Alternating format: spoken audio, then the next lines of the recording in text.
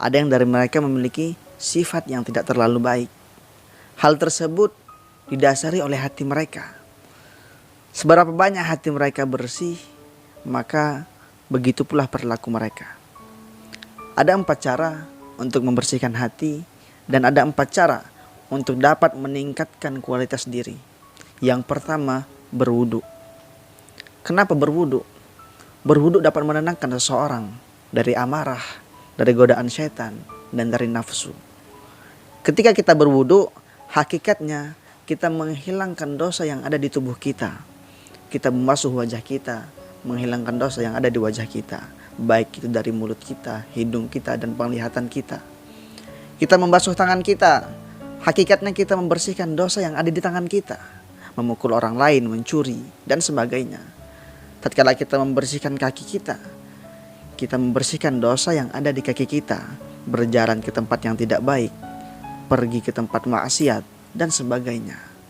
Maka dengan berwudu, insya Allah akan membuat diri kita menjadi lebih tenang dan lebih dekat kepada Allah Subhanahu wa Ta'ala. Yang kedua, sholat. Kenapa sholat?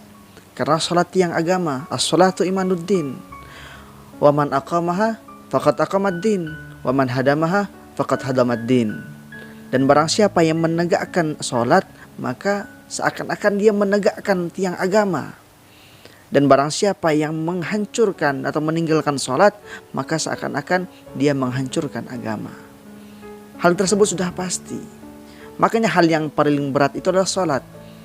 Dalam Al-Quran dikatakan wasta'inu bis-sabri was-shalah, dan mintalah pertolongan dalam kesabaran dan sholat. Sabar dan sholat itu sangat berat. Fa innaha lakabiratun illa 'alal khashiin. Karena sesungguhnya sholat itu sangat berat kecuali bagi orang-orang yang khusyuk. Timbul pertanyaan kedua, siapa itu orang yang khusyuk? Orang yang khusyuk sulit didapatkan. Orang yang dapat mengerjakan sholat dan merasa keringanan sholat, kenikmatan sholat adalah orang yang khusyuk. Siapa orang yang khusyuk? Bagaimana cara kita agar khusyuk? Cara agar khusyuk itu ada di Al-Quran. Lanjutan dari surah tadi, fa innaha lakabiratun illa al khashiin.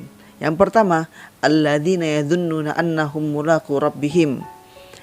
Bahwasanya dia menyangka akan bertemu kepada Allah Subhanahu wa Ta'ala. Jadi seakan-akan kita sholat, kita membayangkan Allah Subhanahu wa Ta'ala ada di depan kita. Alladzina yadhunnuna annahum mulaqu rabbihim wa annahu ilaihi raji'un. Dan ingatlah bahwasanya hanya kepada Allah Subhanahu wa Ta'ala kita akan kembali. Jadi ada dua itu. Kita menyangka bahwasanya Allah ada di depan kita saat kita beribadah, dan yang kedua, kita meyakini bahwasanya ini adalah salat terakhir kita karena kita akan kembali kepada Allah Subhanahu wa Ta'ala. Dan yang ketiga, zikir. Zikir sangat ampuh untuk menenangkan diri dan membersihkan hati. Terserah zikir apa saja, mau sholawat, mau itu zikir Allah, tasbih, takbir, tahmid, terserah semuanya. Yang penting satu hari jangan lupa kita berzikir kepada Allah Subhanahu wa Ta'ala. Karena Nabi Muhammad sallallahu alaihi wasallam yastaghfiruna kulla yaumin sab'ina marrah wa fi riwayatil akhar mi'ata marrah. Dulu Nabi Muhammad beristighfar, minta ampun kepada Allah Subhanahu wa Ta'ala satu hari 70 kali. Di riwayat yang lain mengatakan 100 kali.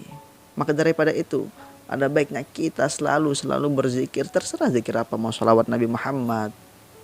Maka daripada itu jangan tinggalkan zikir untuk menenangkan hati kita. Dan yang keempat, membaca Al-Quran. Siapa yang tidak tahu Al-Quran? Kitab kita, kitab agung yang dibawakan malaikat Jibril kepada Nabi Muhammad SAW, yang tidak ada keraguan dalam kitab tersebut. Maka daripada itu 4 hal tadi dapat memberikan ketenangan hati kepada kita. Yang pertama, wudu. Yang kedua, salat. Dan yang ketiga, membaca zikir. Dan yang keempat, membaca Al-Quran.